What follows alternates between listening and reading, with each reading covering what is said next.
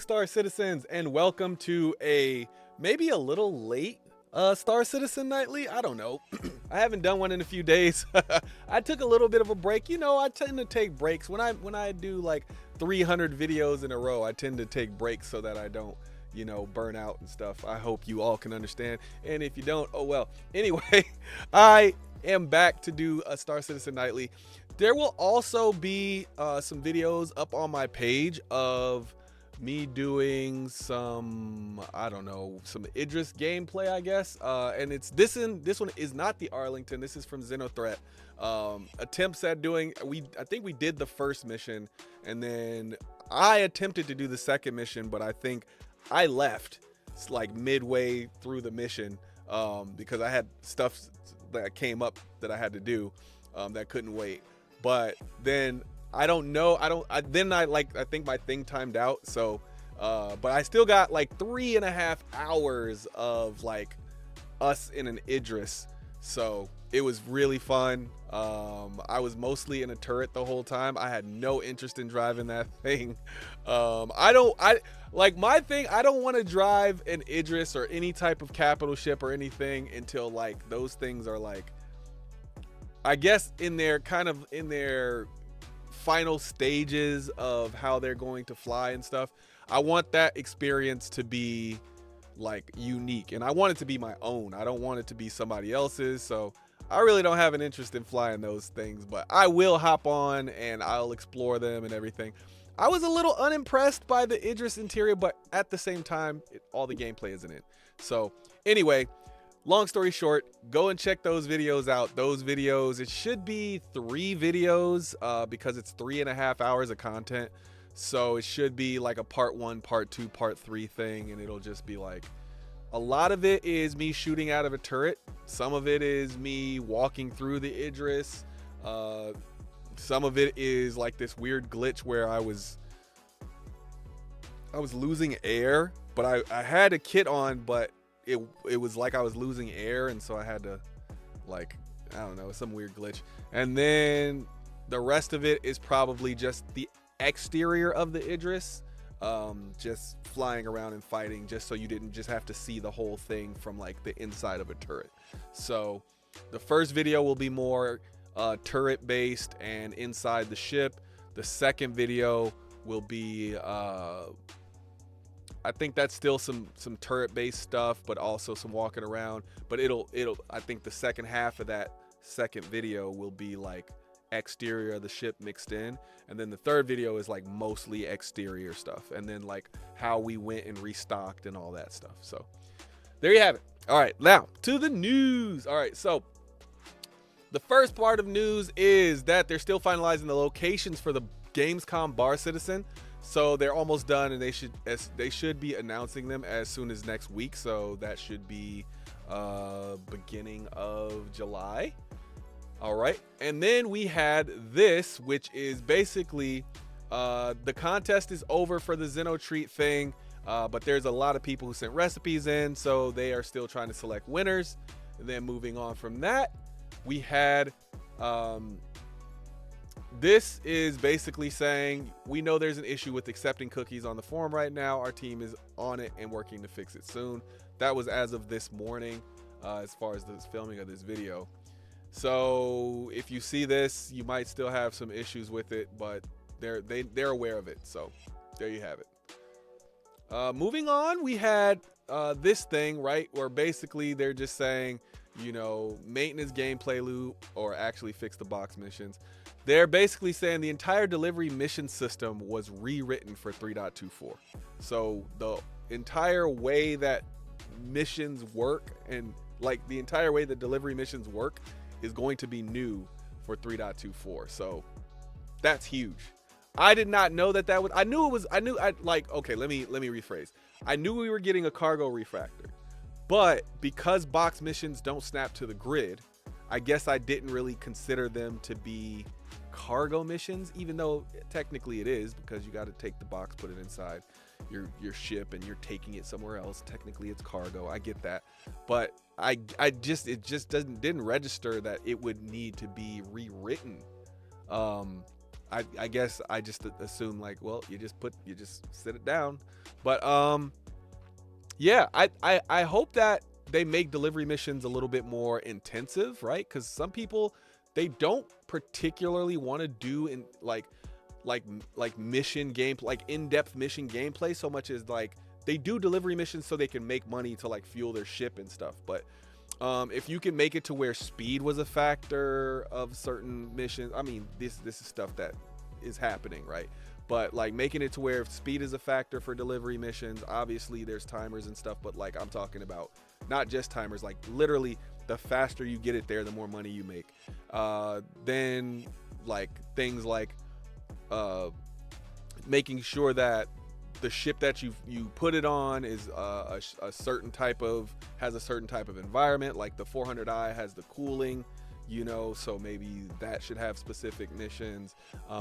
There's other ships that have like dedicated storage versus like maybe if you put it in like a certain part of your ship, maybe parts of your ship that are like for living conditions, those are warmer, or those are like, those are more climate controlled than if you put it on like a cargo deck in the back, right? So maybe there's, you know, stuff like that. Like if it's food, you should put it in like the living quarters, so that it stays a little warmer, or so on and so forth, right?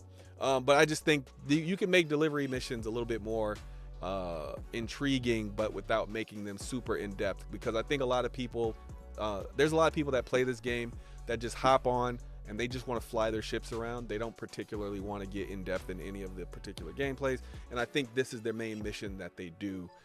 Outside of just mining, there's a lot of people, you know, if they have a ship large enough, they'll take a rock and they'll go mining with the rock, and then they'll just, you know, make money that way. So yeah, anyway, moving on. Sylvan is still at CIG. He's working, so yes. Yeah, I mean, you know, if you don't see people for a while, that doesn't mean they're not working. In fact, it means they're most likely very busy at working. But I do get why the question was asked. I'm just messing around. I get why the question was asked. There's a lot of people that left CIG, so it's a very valid question to ask if somebody is still there. Vulcan is improving. Okay, so this is really just a question about why Vulcan isn't completely in the game yet. When Vulcan gets in the game, this game is, if you think this game is beautiful now, when Vulcan gets in, it's going to be incredible. And this little picture that they're showing here is just showing you the difference in the lighting. But obviously, it's all of this stuff isn't in game yet. Some of it I think is in game though. But when this gets in game, it's going to change the game. So this is just an update on that. Our TGI is going well, visually improved, and recently we're ironing out a lot of the gotchas that would stop us from turning it on. We're also working on getting the performance up to a usable level and removing some things that are blocking us from turning up the range that it applies. It's still a fair way to go, but I hope we've got something updated in visuals for you soon. If you're describing what I think you're describing, then yes, the new CIG should mean we don't depend on explicit environment pro boxes for lighting, and the rays should pass evenly between the two. We should also see improvements on cockpit lighting, as things like ground and sky will be able to bounce light into the interior. I am but a simple GI man. I do not know these things about Vulcan multi-threading. And then I am sure if it's the current Vulcan squad themselves or people on other engine level teams making changes to leverage stuff that the Vulcan squad already did. Oh, I'm unsure. That was unsure. Though also bear in mind, these aren't fixed roles. Something might be not for the Vulcan team, but it's still a job for a person who was on the Vulcan team, just wearing another hat. I'm also wearing a GI hat though, and I think that was the last of that. So Vulcan is still being worked on, which is pretty much all that said there. They said there's a few blockers, obviously. And sometimes Vulcan team members are not always working on Vulcan stuff. So if you thought that was the way it was, that is not the way it works. So this was a pretty interesting one. So this is basically saying that, you know, there's a keybind coming for carry your weapon lowered. And I think this guy is asking, can we have a key, or basically it's not a keybind that's coming.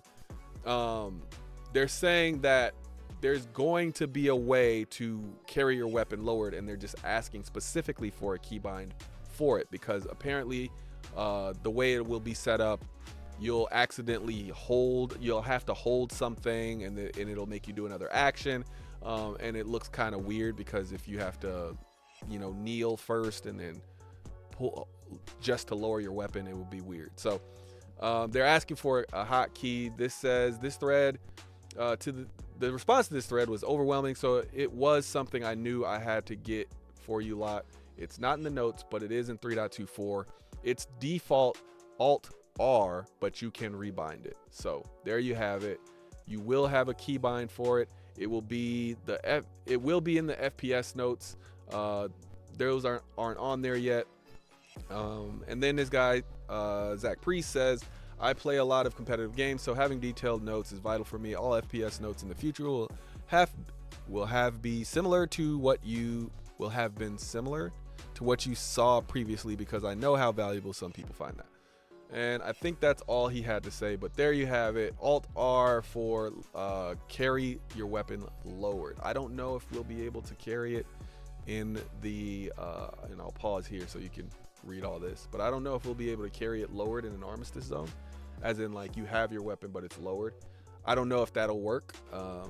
I would like to be able to carry it lowered in an armistice zone. I mean, especially if we're going to be like locked from being able to shoot people, because then I could switch my weapon out and like ensure that it's the weapon I intend to have, so when I'm out of the armistice zone, I know that I'm holding the correct weapon, because sometimes, like, Star Citizen be Star Citizening, and you are holding a completely different weapon than the one that you actually put onto your character. So, yeah, I hope that this is something we could use. But here we go, roadmap roundup. It's really just talking about what we're getting in 3.24, which should be 3.23.2, but it's 3.24. So I'm hoping that maybe we get something new, something exciting. This is already one thing, so I'm looking up for CIG. I'm keeping my hopes low, but I'm also like, maybe there's a few things in there that we didn't know were coming, and that's why it had to be 3.24, because I'm not a fan of the renaming of it 3.24, because we already had to wait 5.5 months for, or I guess it was just 5. Yeah, it was 5. No, it was almost 6 months for 3.23, and then, rather than getting 1.5 patches we would have had by then. But there was a lot of stuff in 3.23, so I didn't mind it. But pushing the freight stuff to 3.24 kind of bothered me a little bit. But if there's some new stuff in there, then CIG all will be forgiven. So this is just basically talking about storage access. Storage access kiosks, if you didn't know, you'll have to go to these kiosks to get your stuff. It won't just be like, I'm standing on this station, let me just press I and have access to all my stuff. And then freight elevators, of course, you'll have to load and unload your own cargo. It'll be much faster than if you pay people to load it. And even it'll be like anything else where you can pay people to load it, but it'll be hours is what it's looking like. It'll be hours for them to load this stuff, versus like it will take you maybe 30 minutes, 45 minutes to load this stuff. And then I think you can like either hire better people to do it, or put a rush on it or something like that, and then maybe it'll take less, but we're still talking an hour or more, and it will still be faster for you to do it yourself, assuming you have the right stuff to do it with, right? And then cargo hauling missions. So this is really big, because now cargo hauling will be a legit thing you do, and it's not going to just simply be like, oh, I'm just going to go take my C2 and get 500 SCU of cargo and take it over here and make $1 million or $5 million or whatever. It's going to be more like, well, I guess actually it's closer to like 200, 300,000, right? But now it's going to be like, well, you got to get reputation to get the, certain things, and to carry certain things and so on and so forth. We don't know exactly how. Evocati knows. Personal and instance hangars. This is obviously the same thing with, it works in tandem with the freight elevators, where you'll have a house, basically. You won't have a house, you'll have a hangar. But you'll be able to put your stuff there. You'll be able to invite your friends over. You'll be able to pull your vehicles out, check your cargo inventory. It'll be a place to kind of hang out and also prep for missions, which is a huge thing. I know most people, they're like, oh, we got to hop on the same server, and then we all got to fly to the same place. And then, of course, when we get there, we got to like hurry up and get our stuff on because we don't want to get like impounded because we stayed on the pad for too long or something like that, right? So that'll be great. I can't wait for personal instance hangars. And then the dynamic event blockade runner, where you have to defend shipments of Quantanium from Ninetales. So that's going to be fun. I really can't wait for 3.24. I was really hoping that we would have it by today, Friday, but we don't. So hopefully next Friday. I really hope we get it the first week of July and that it doesn't run into Pirate Week. However, considering the blockade runner thing is based around Ninetales piracy, they might just hold off on it until Pirate Week or the beginning of Pirate Week and just make it a whole thing, just so they could run the event. But I'm hoping that they don't do that, so we'll see. And I think one last thing, the patch notes for 3.24. So this is the Evocati release. They're just talking about everything that's on there. The testing focus is the personal instance hangars, freight elevators, storage access, hover trolleys, and hangar decorations. They're not ready for testing and feedback on cargo hauling missions, cargo commodity rebalancing, and that blockade runner event that we just talked about. Then here's a list of known issues. I will let you go through and read those. Well, yeah, you could pause it and read those. And then some features in gameplay. So added carry lower FPS weapon keybind. They put it in there, as they were talking about before, that they made sure that they actually listed that out. Then they updated inventory container icons, which I like. Ships and vehicles, they increased the overall spread value for vehicle cannons. I don't know if is that ships or just vehicles? Spread values.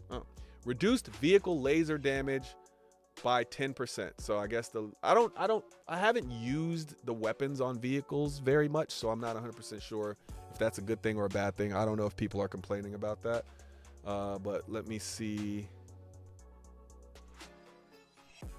I don't see anybody talking about it. Yeah, I don't see anybody talking about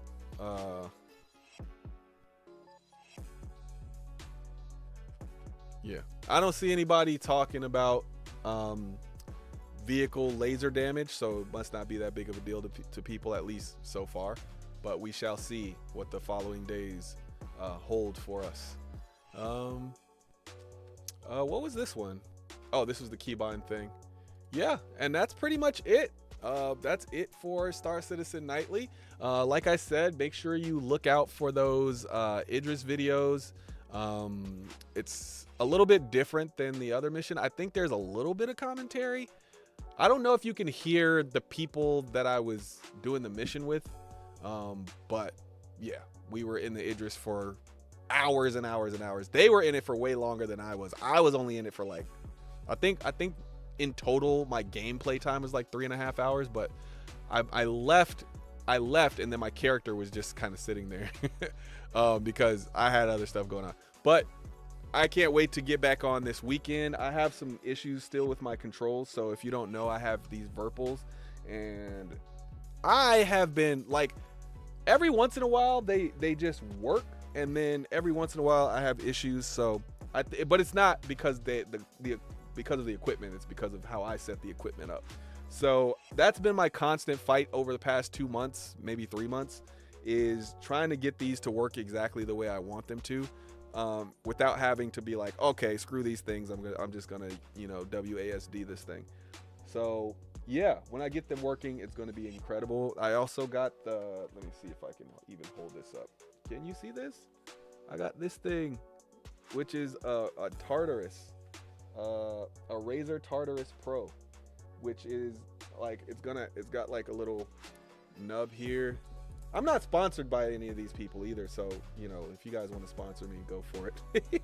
But it's got a little thing here, so I might be able to move my character around. See, like it can move the screen, but I haven't really set it up yet, but I'm looking forward to being able to like not have my hand on the keyboard and just kind of be able to lean back, and then either I'm using my sticks or I have my hand on the Tartarus and I can move with the little thumbstick, and then, you know, fight and everything else I need to. And it's kind of like a cool mix between like one of these, an Xbox controller and mouse and keyboard. It's like the perfect in between the gamepad and mouse and keyboard.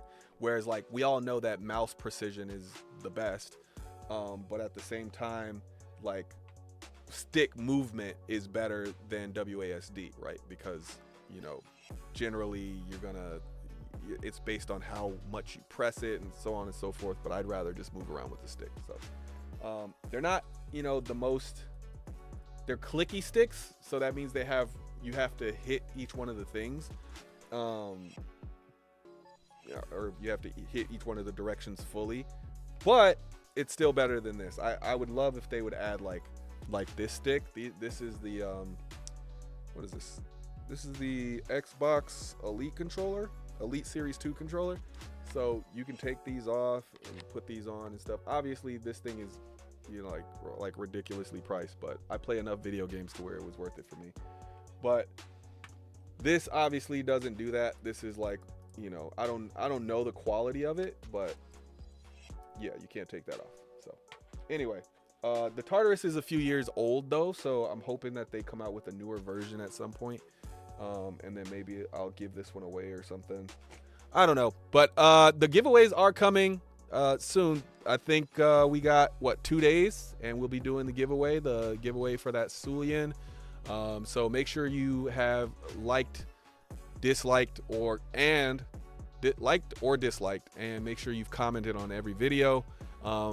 Next month it'll go back to like our normal thing, but I just wanted to kind of remind people like that part is important, because we had a few winners who hadn't done that. They didn't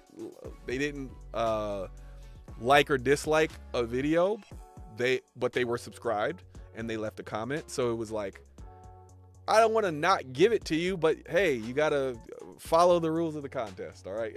So yeah, just make sure you like, dislike all the videos from this month. There was a lot this month. There won't be this many every month, by the way, but this was a catch-up month because I had taken I think I took like two weeks off or 3 weeks off. So this was a catch-up month, because the goal is to have a video for every day since I've started. And I started, I think, December 4th. The channel is older than that, but I actually started making videos December 4th. So yeah, I think I'm at like 205 days since December 4th or something like that, and I have like 203 videos. So a video every day is the goal. All right, anyway, that's it for this one. I will see you in the next one. Peace.